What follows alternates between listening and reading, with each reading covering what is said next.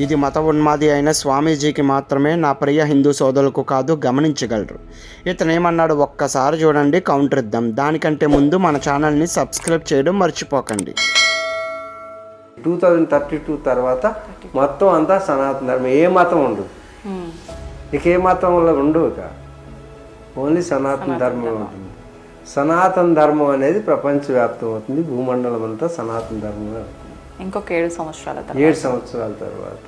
Okay, ఇది 7 సంవత్సరాల తర్వాత 32వ సంవత్సరంలో చైత్ర మాసంలో శుక్లపక్షంలో చతుర్థి తిథిలో శుక్రవారం రోజు నుంచి 7 రోజులు రాత్రి పగలు వర్షం పడుతుంది అని భవిష్య మాలిక చెబుతూ ఉన్నది.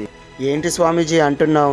ఇంకో 7 సంవత్సరాలు అనగా సరిగ్గా 2032వ సంవత్సరం నాటికి ప్రపంచమంతా సనాతన ధర్మం వ్యాపించేస్తుందా? 7 సంవత్సరాల తర్వాత ఎందుకులే కానీ, రేపు ఏం జరుగుతుందో ఎగ్జాక్ట్లీ చెప్పవయ్యా. నెక్స్ట్ మినిట్ ఏం జరుగుతుందో చెప్పలేని నువ్వు భవిష్యత్తు చెప్తున్నావా? ఎన్నో ప్రమాదాలు జరిగి ఎంతో ప్రాణ నష్టం జరుగుతున్నప్పుడు మీరంతా ఎక్కడున్నారు? జరిగే విపత్తులను ముందే ఎందుకు గమనిస్తలేదు? ఎందుకంటే మీకేం తెలియదు కాబట్టి.